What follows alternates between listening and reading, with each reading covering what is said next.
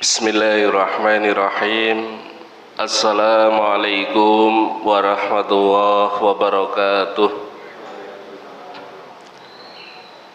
Innal hamdalillah nahmaduhu wa nasta'inuhu wa nastaghfiruh wa na'udzu billahi min shururi anfusina wa min sayyiati a'malina.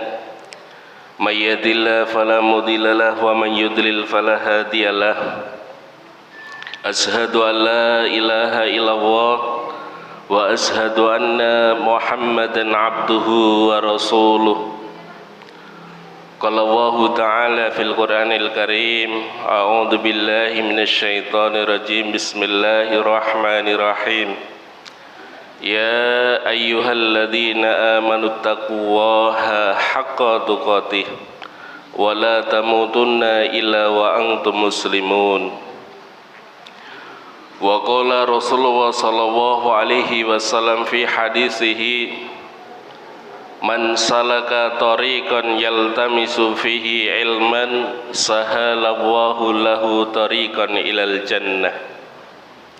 Barang siapa yang keluar rumah dalam rangka untuk mencari ilmu, maka Allah Subhanahu wa ta'ala akan mempermudah baginya untuk jalan masuk surga.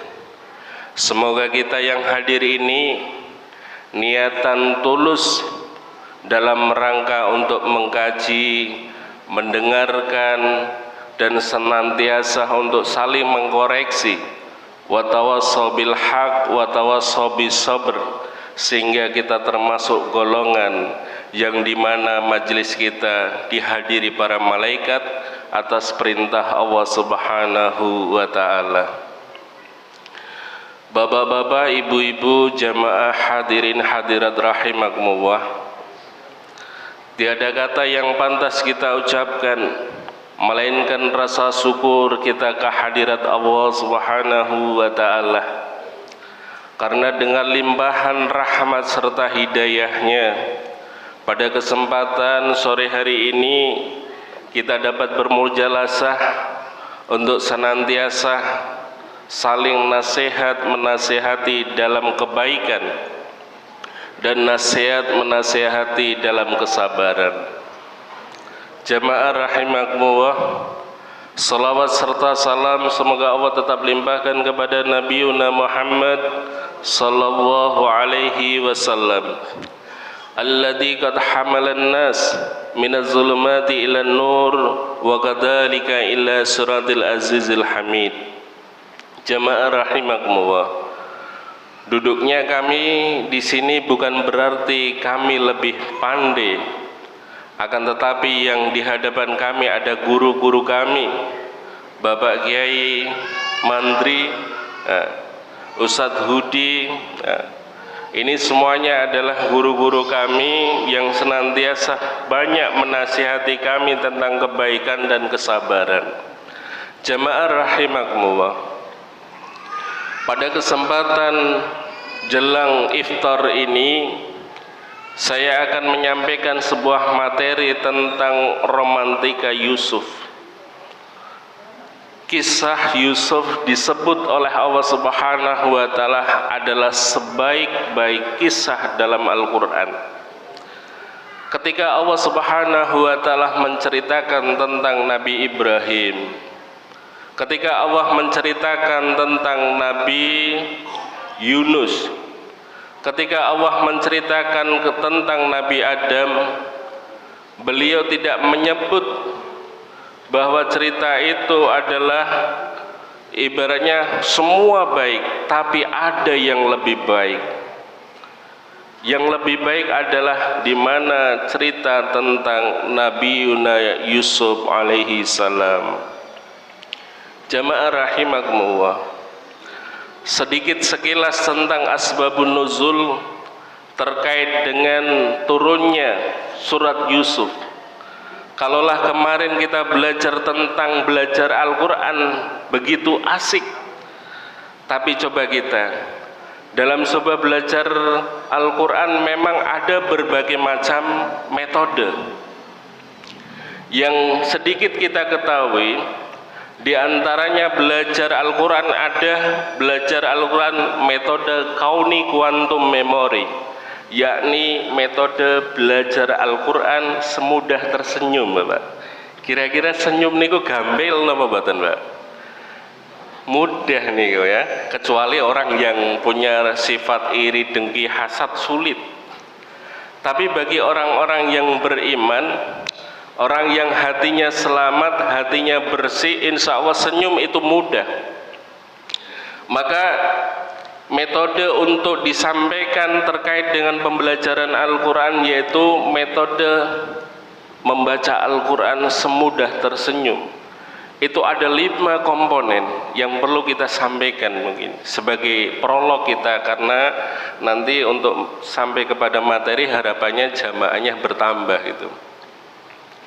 Jadi metode semudah tersenyum mungkin nanti dilakukan oleh adik-adik kita. Ada istilahnya mind mapping.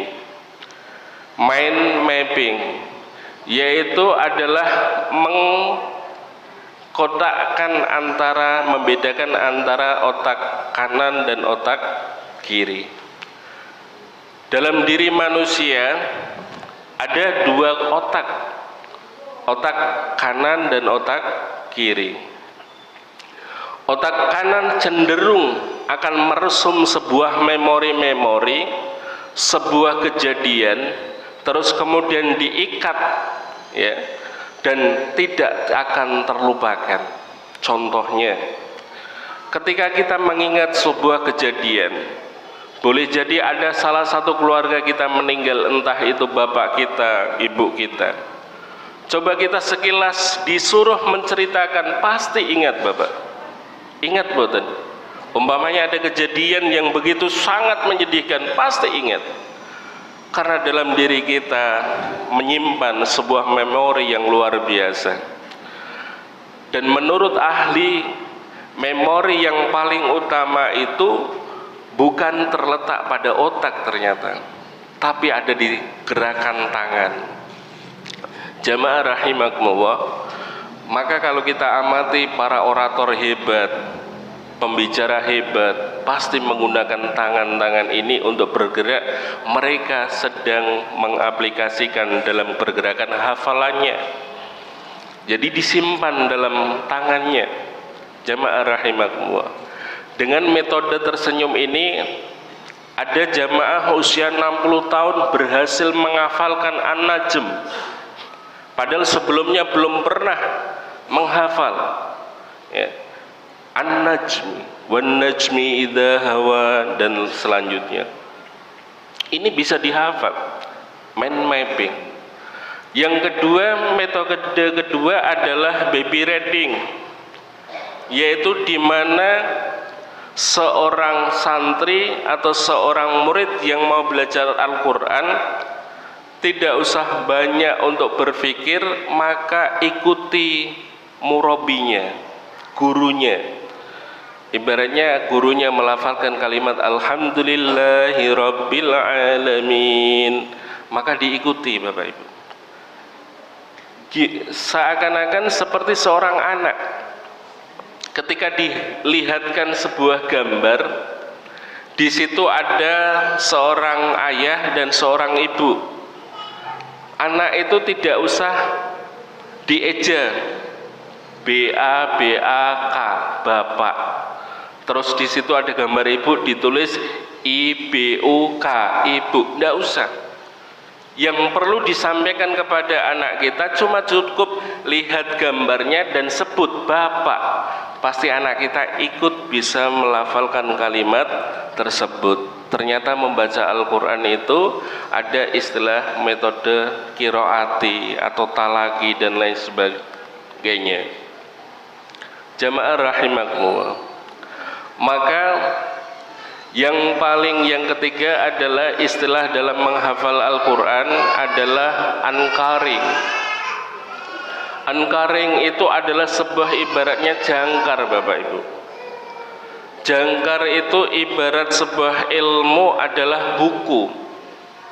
Maka ada seorang ulama mengatakan al ilmu soidun wal kitabatu qayyiduhu qayyid sudaka bil hibalil wa'iqah. Ilmu itu ibarat sebuah hewan buruan, dan bagaimana cara mengikat hewan buruan, maka dibuat tali dan ditali hewan buruan itu dengan ikatan yang kuat supaya tidak terlepas. Begitu juga ilmu. Maka dalam istilah pembelajaran Al-Quran ada istilah ankaring. Ankaring ini adalah sebuah ilmu yang dimana sebuah kejadian yang ada di dalam Al-Quran disampaikan oleh Ustadz Ihsan, sepertiga dari Al-Quran adalah sebuah cerita. Itu menjadikan manusia, orang yang beriman dan orang yang mau mempelajari Al-Quran lebih mudah. Karena sebuah narasi itu mudah diingat, Bapak Ibu jamaah rahimakumullah. Sebuah cerita kejadian itu mudah diingat. Lah, nanti kita akan coba mengupas tentang sebuah meneladani adversity quantitative atau IQ Nabi Yusuf alaihissalam. Yang keempat adalah fun theory. Sebelum fun theory, public speaking. Jadi Al-Quran itu tidak hanya dihafal, tidak hanya di murojaah terus berulang-ulang, tapi sering dilantunkan. Maka orang yang sungguh beruntung ketika punya hafalan ada tempat-tempat murojaah, Pak. Ini luar biasa. Maka alhamdulillah masjid kita insya Allah selama bulan Ramadan menyediakan tempat di mana anak-anak didik kita untuk maju belajar, yang bagi yang belum bisa hafal membaca minimal.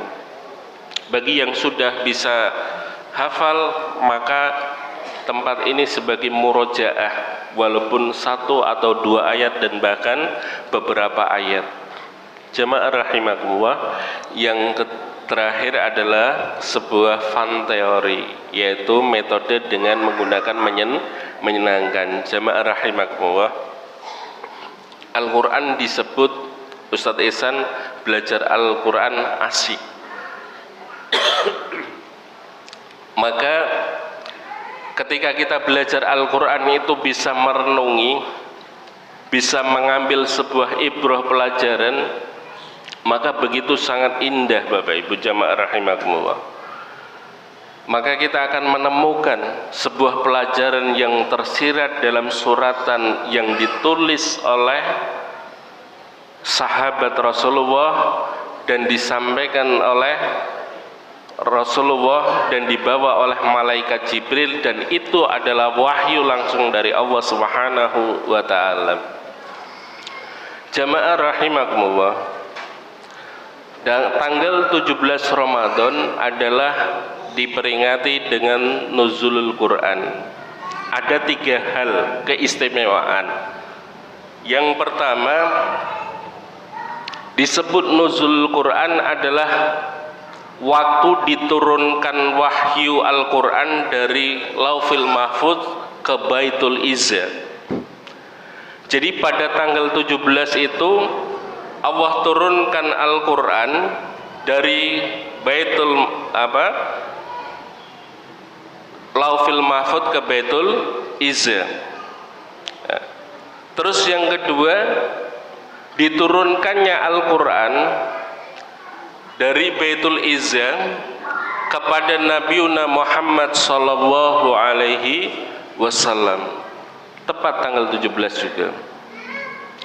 Dan tanggal 17 Ramadan juga adalah hari yang besar di mana Rasulullah sallallahu alaihi wasallam diangkat menjadi seorang nabi dan rasul bertepatan dengan hal itu.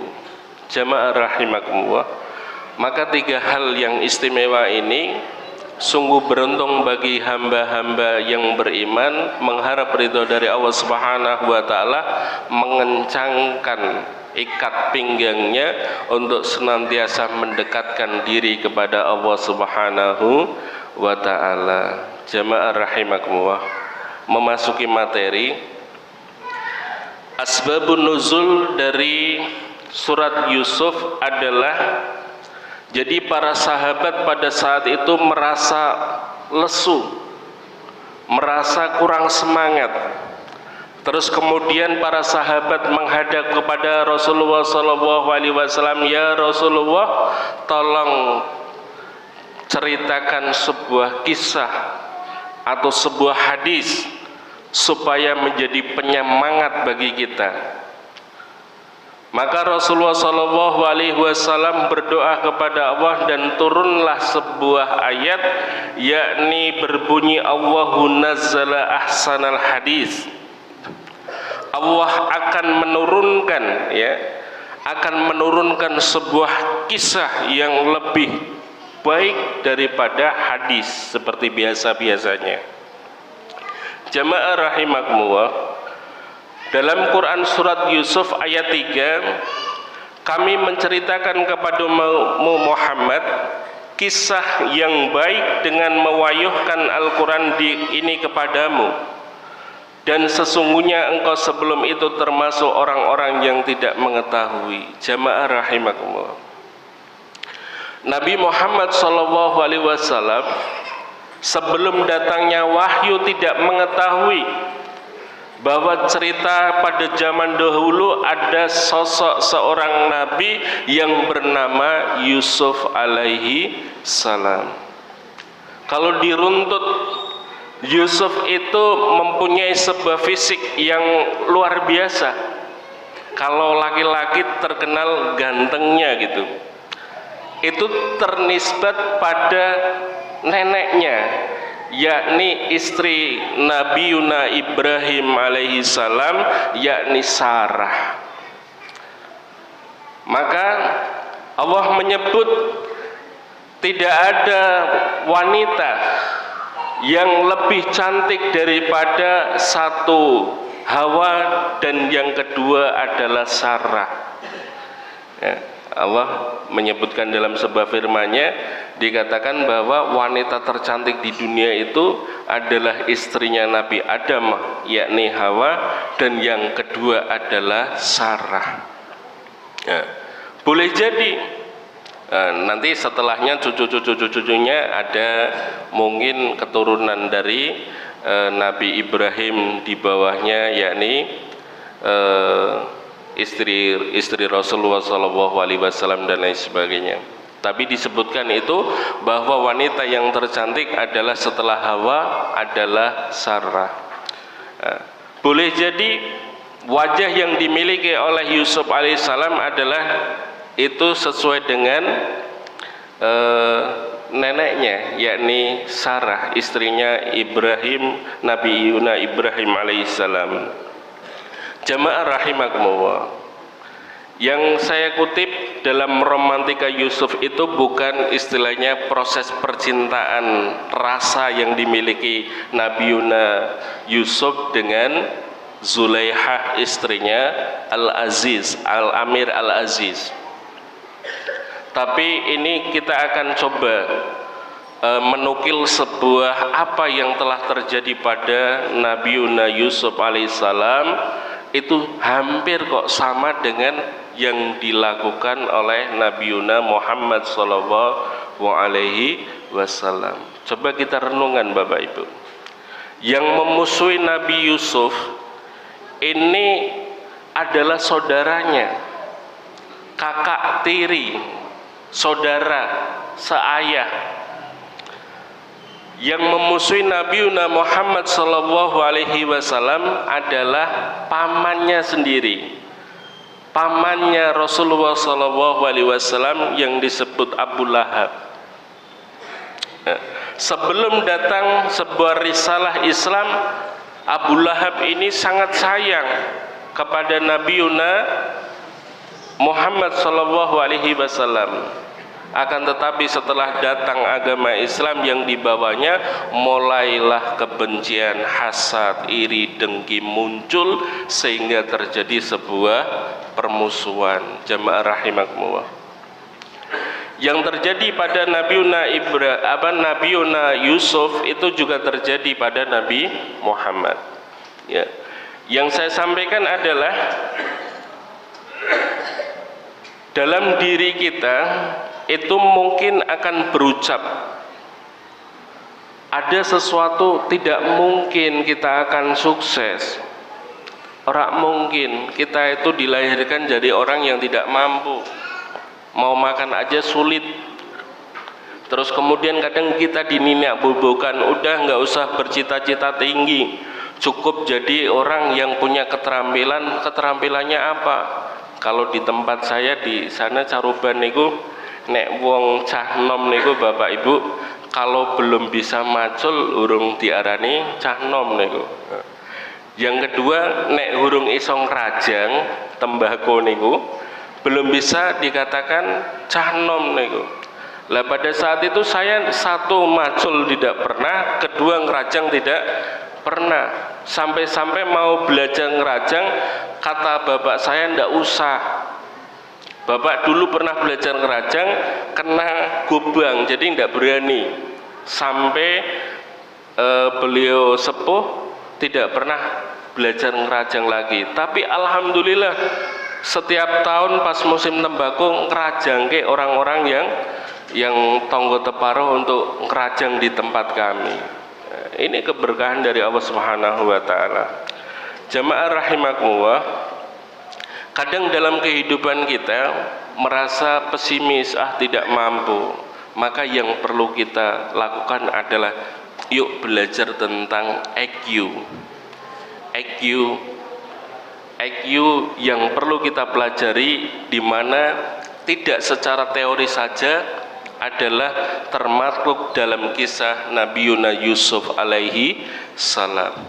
Nabi Yusuf itu mengajarkan EQ tidak hanya sekedar teori Bapak Ibu, tapi menyampaikannya dengan beberapa kisah atau kejadian sehingga kita bisa mengambil ibrah pelajaran. Ketika kita dalam sebuah kesuntukan hidup serba sulit, mau ke sana terbentur, ke belakang kebentur, ke samping kebentur, coba kita lihat kisah Nabiuna Yusuf alaihissalam. Coba kita ambil sebuah kisah sedikit. Ketika Nabi Yusuf mendapatkan sebuah sifat iri, dengki, hasad dari saudaranya, terus kemudian minta izin kepada bapaknya untuk mengajak Nabi Yusuf alaihissalam untuk berburu. Maka insting seorang ayah sudah tahu ini pasti ada apa-apa nanti. Maka jamaah rahimakumullah, kalau kita itu dalam keraguan-raguan, dak mayaribuka illa malayaribuka, tinggalkan sesuatu yang kita ragu-ragu dengan sesuatu yang tidak meragukan. Kalau kita dalam melakukan kok ragu-ragu, ndak usah dilakukan, karena boleh jadi itu akan terjadi sesuatu yang tidak kita inginkan. Maka dak mayari buka illa malayari buka. Insting dari seorang ayah ini merasa, tapi sangat pandainya kakak-kakaknya untuk minta izin supaya Nabi Yusuf mau datang mengikuti perburuannya. Akhirnya diizinkan. Wahai anak-anakku, tolong jaga adikmu ini Yusuf. Iya Bapak, saya akan jaga. Kadang jamaah rahimakumullah, sifat orang munafik adalah seakan-akan siap menerima sebuah amanah, akan tetapi kadang ketika diberi amanah tidak mampu menjalankannya.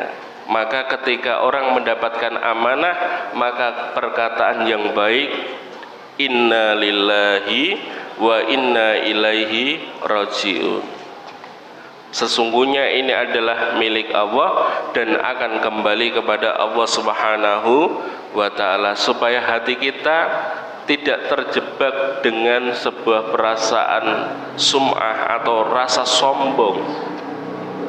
Jamaah rahimakumullah, terus kemudian diperolehkannya oleh ayahnya untuk berburu. Di tengah perjalanan kakak-kakaknya berbisik, bagaimana ini Yusuf sudah kita pegang ini.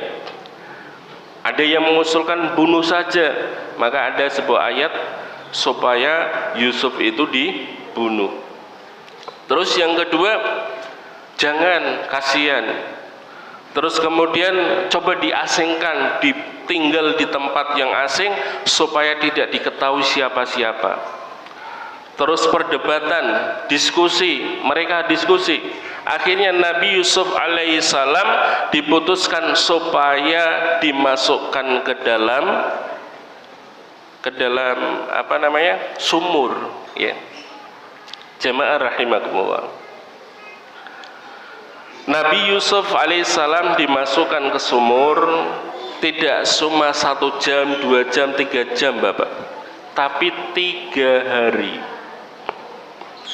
3 hari dimasukkan ke dalam sumur 3 hari, walaupun sumur itu tidak menenggelamkan beliau, cuma sebatas mungkin pusar atau lain sebagainya. Terus kemudian di situ di tengah padang pasir, otomatis apalagi kalau kita memahami di padang pasir kan ada kalajengking yang luar biasa, racunnya, terus ular berderik dan lain sebagainya yang siap mengancam nyawanya Nabi Yusuf alaihissalam. Di saat itu beliau, kenapa saudara-saudara saya melakukan ini? Nah, beliau merenung, dan akhirnya ada saudagar yang lewat mau ngambil air dan beliau naik ke dalam timbanya, dikeluarkan. Tapi saya akan bandingkan Bapak Ibu, lebih berat mana cobaan yang dihadapi Nabi Yusuf di dalam sumur atau di penjara selama 9 tahun Bapak Ibu? Ada yang menjawab 9 tahun di penjara atau 3 hari di dalam sumur? 3 hari dalam sumur lebih berat, ya. Lebih penjara 9 tahun, ya. Oke, ini nanti akan testimoni EQ Bapak Ibu, ya. Jadi nanti kita ngambil sebuah istimbat salah satu petikan kisah. Sebenarnya saya siapkan ada 12 kisah ini, tapi sudah setengah 6, 1 aja atau 2 mungkin, ya. Nah, pada saat ini kita perbandingkan lebih berat mana antara di sumur 3 hari atau di penjara 9 tahun. 1, tadi saya sampaikan di sumur bahaya mengancam begitu luar biasa dalam usia 12 tahun. Terus kemudian di penjara pada saat itu Nabi Yusuf alaihissalam masih ditemani 2 temannya. Terus kemudian beliau ini menyampaikan bahwa kalau ya Allah dalam doanya, kalaulah ya Allah penjara itu lebih baik untukku, maka penjarakanlah saya. Jamaah rahimakumullah. Maka ternyata sebuah IQ mengatakan lebih ringan di penjara Bapak Ibu. Kenapa lebih ringan di penjara? Karena beliau pada saat itu sudah siap secara mental. Seberat apapun ujian, ketika mental kita sudah siap, maka akan siap tempur, akan siap untuk melakukan sebuah amalan-amalan soleh. Kalau tahu hikmah dari bulan Ramadan, maka ibaratnya kalau sudah masuki 10 hari terakhir, tidak akan saya lepaskan dengan Al-Quran, tidak akan saya lepaskan amal soleh, tidak akan saya lepaskan dengan majelis-majelis ilmu dan lain sebagainya. Karena pada usia itu Nabi Yusuf sudah cukup matang. Terus kemudian dia memilih, ya Allah, kalaupun penjara itu lebih baik bagiku, maka penjara itu adalah yang terbaik. Maka sudah siap Bapak Ibu. Jamaah rahimakumullah, ini adalah pelajaran sebuah IQ, bahwa kehidupan kita tidak lepas yang namanya problematika. Problematika berasal dari keluarga, problematika berasal dari keluarga dekat, problematika berasal dari tempat kita kerja, problematika berdasarkan dari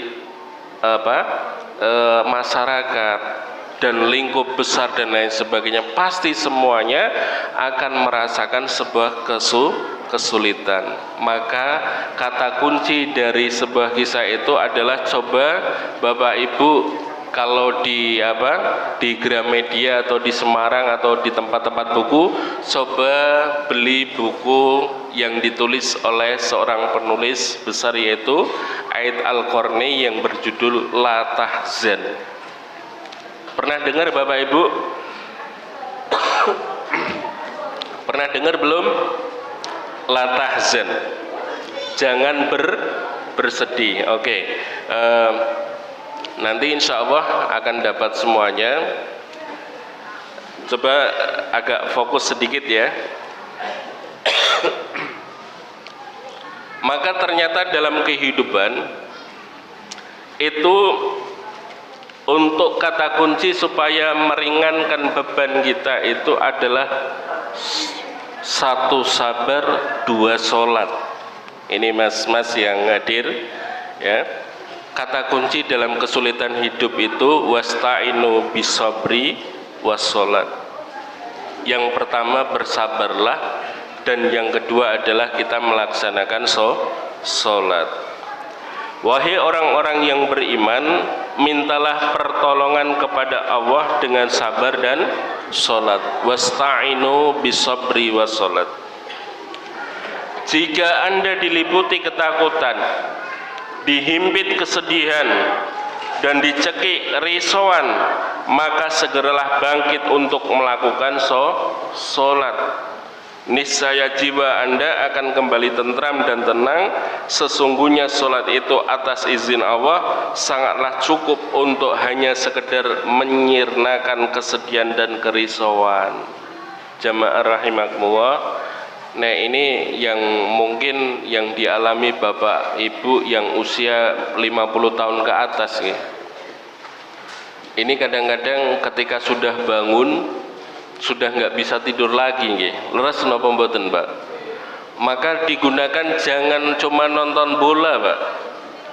Tapi dirikanlah sholat tahajud. Nah, laksanakan sholat tahajud. Maka sholat fardu, sholat yang sudah ditentukan waktunya dan ditambah sholat ghairu mahdho atau sholat yang sunnah, maka itu akan cukup menjadi sebuah solusi dalam mengatasi kesulitan-kesulitan hidup kita. Jemaah rahimakumullah. Setiap kali dirundung kegelisahan, maka Rasulullah SAW meminta kepada Bilal bin Rabah, tenangkanlah kami dengan sholat, wahai Bilal. Ini hadis ini. Sholat benar-benar merupakan penyejuk hati dan sumber kebahagiaan bagi Rasulullah SAW. Maka nuwun sewu Bapak Ibu jamaah rahimakumullah, sholat ketika kita bingung memilih sebuah hal mana yang harus dipilih, maka Rasulullah SAW mengajarkan tentang sholat istikharah. Kalaulah kita ingin diangkat derajatnya ya, maka kita harus melaksanakan sholat. Selain sholat fardu, maka hendaklah kita melaksanakan sholat tahajud. Apabila ingin dimudahkan segala urusan maisahnya, melaksanakan sholat duha. Ini ada yang berpaham lagi, ini secara fikih Bapak Ibu, tapi secara tasawuf beda pandangannya. Maka bab fikih kadang berseberangan dengan tasawuf. Tasawuf itu adalah tentang mahabbah, kecintaan. Jadi apa yang dilakukan seorang hamba satu-satunya tujuannya adalah mengharap ridho Allah Subhanahu wa taala. Maka mengharap ridho dari Allah Subhanahu wa taala itu tasawuf. Contohnya apa? Contohnya yang dilakukan oleh Rabi'ah Al-Adawiyah. Kenapa kok sampai cintanya tidak bisa dibagi dengan makhluk? Karena setiap kali dalam kesulitan beliau melibatkan Allah dalam penyelesaian. Maka sebuah kisah yang luar biasa. Ini kurang berapa menit Pak Dani? 7 menit ya. 5 menit ya. Oke, nanti ada buka pertanyaan buatan Mbak Dani. Ini materinya malah nggak kesampai banyak, ini malah prolognya terlalu panjang ini. Oke, Bapak Ibu jamaah rahimakumullah, ada kisah yang menarik tentang mahabbah yang dilakukan Rabi'ah al-Adawiyah. Ketika beliau dalam sebuah perjalanan untuk menuju Mekah, beliau tiba-tiba langsung aja datang menuju tempat padang pasir dan barang-barangnya ditumpah ke keledai atau dinaikkan keledai, dituntunlah keledai itu. Terus kemudian keledai mungkin terasa lapar, dahaga dan lain sebagainya, akhirnya keledai itu mati, tidak bergerak. Akhirnya kemudian ada beberapa tawaran-tawaran dari rombongan kafilah untuk menolong Rabi'ah al-Adawiyah. Apa yang disampaikan Rabi'ah al-Adawiyah? Silakan engkau melanjutkan perjalanan, biarlah Allah yang maha menolong, yang akan menolong saya Allah. Maka dalam sebuah kesulitan itu sudah merasakan haus yang begitu luar biasa, maka beliau berdoa kepada Allah Subhanahu wa taala dengan doa yang dilantunkan oleh Rabi'ah al-Adawiyah. Akhirnya apa yang terjadi? Keledai yang kelihatan tadi itu mati tiba-tiba bangun lagi, Bapak Ibu. Keledai yang mati itu bangun lagi, terus kemudian pada saat itu beliau melanjutkan perjalanan. Jamaah rahimakumullah, mungkin tasawuf ini perlu kita belajar, tapi syaratnya setelah belajar fikih. Ngoten nggih. Jadi fikih kita pahami dulu, terus kemudian nanti belajar tasawuf. Kalau fikih tidak dipahami betul langsung belajar tasawuf, wah sholat tidak perlu. Yang penting cukup dzikir kepada Allah, takutnya seperti itu. Perlunya tasawuf adalah sebagaimana pendekatan kepada Rabbul Izzati, karena manusia itu perlu sebuah magnet partikel untuk mendekatkan diri pada Allah. Tidak hanya fikih saja, tapi sebuah pendekatan khusus supaya Allah itu selalu mendengar doa-doa kita, selalu Allah mendengar rintihan-rintihan kita. Semoga Allah selalu mendengarkan apa yang kita inginkan. Dan bahkan nun sewu, ada seorang alim, masya Allah, saya pernah bertemu dengan seorang sahabat gini. Beliau ketika ingin sesuatu itu, ya, ini cukup beliau melakukan doa saja, mungkin sehari, terus besok alhamdulillah qadarullah akan terlaksana, min haitsu la yahtasib. Dan bahkan pada saat itu sahabat ini pingin, padahal nggak punya nun sewu, nggak punya uang untuk beli tanah, Bapak Ibu. Padahal tanahnya agak lumayan besar.